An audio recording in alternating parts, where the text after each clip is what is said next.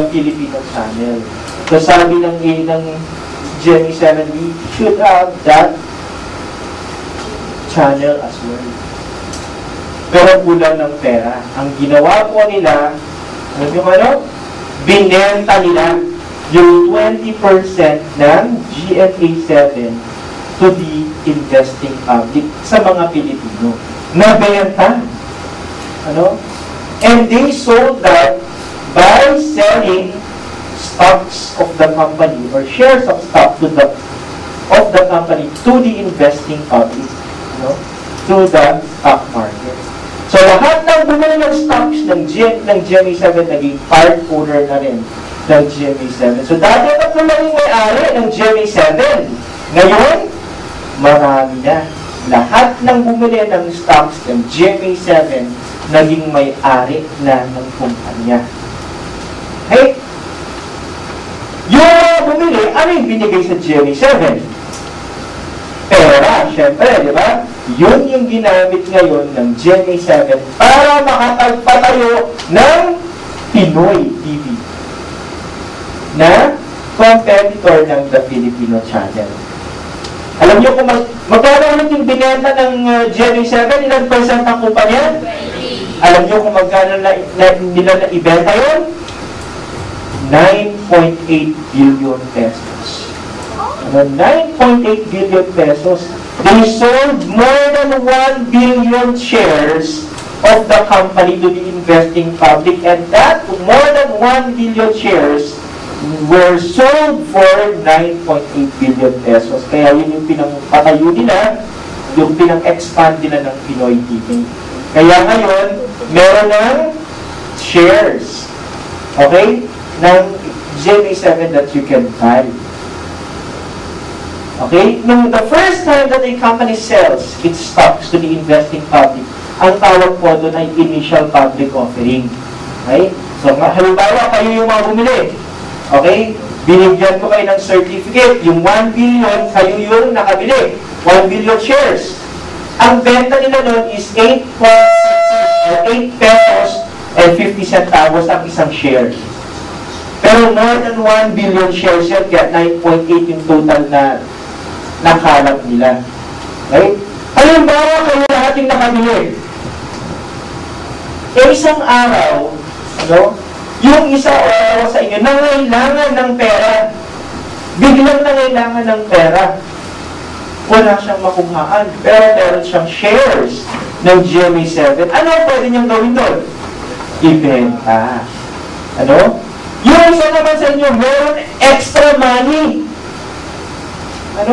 Naniniwala siya na mas magiging profitable yung GMA 7. Kaya, posibleng tumaas yung presyo ng stocks niya, anong pwede niyang gawin? Bilihin naman yung shares ng mga nagbebenta. Pero wala nang pakialam doon si GMA 7 kasi lahat ng bumili ng initial public offering, kayo na yung bibili at magbebenta sa isa't isa. Ang tawag dyan is secondary market. Pero yung pagbili at pagbenta niya, syempre dapat efficient. Dapat orderly. Dapat transparent. So, dapat may nagmo-monitor ng pagbili at pagbenta niya sa isa't isa. Sino nagmo-monitor nun? Ang Philippine Stock Exchange. Ang Philippine Stock Exchange. And that is what we do. Okay? Alam niyo na kung saan ang galing yung stocks. Ano ba yung stocks? Sabi natin, pag bumili ka ng stocks, you will become an owner of the company because it is an ownership interest in a company. Pag naging may-ari ka ng kumpanya, magkakaroon ka ba ng karapatan na makibahagi doon sa kikitain ng kumpanya? Yes or no? Yes. Ang tawag mo doon sa share mo sa profit ng kumpanya ay cash dividend. Okay? At yung stocks na yun, pwedeng tumaas o bumaba yung presyo. Pag yung kumpanya profitable, lumalago yung kumpanya, kumikita, yung presyo ng stock niya posibleng tumaas.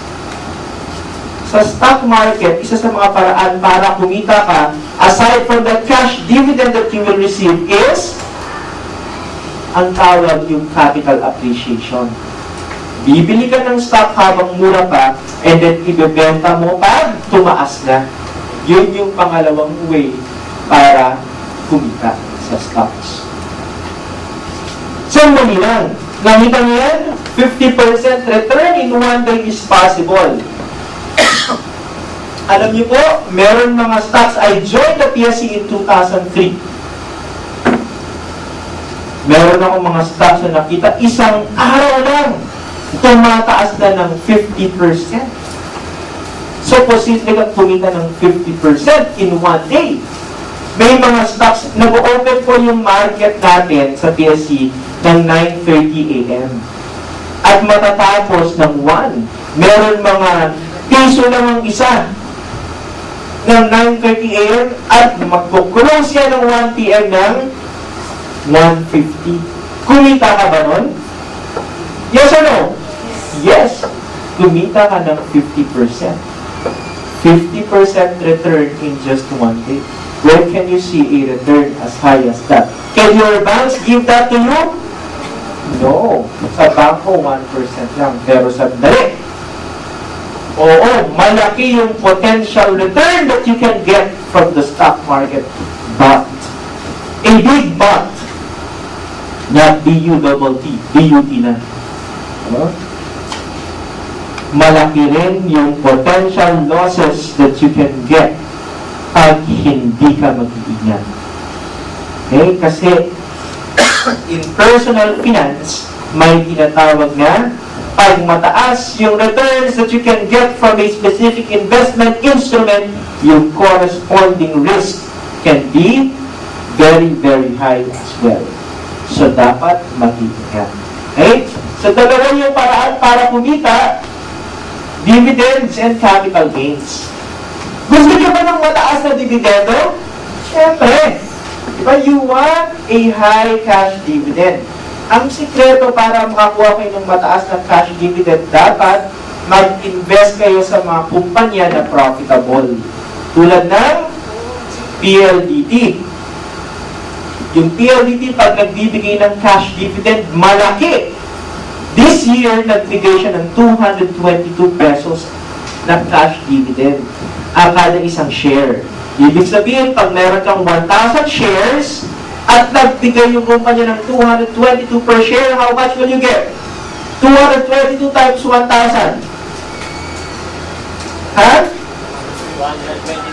222,000 pesos. Cash dividend pa lang yun. Okay? Ang sikreto po, para tumataas yung dividendo na natatanggap mo kada taon, dapat yung kumpanya na bibilihin mo kumikita.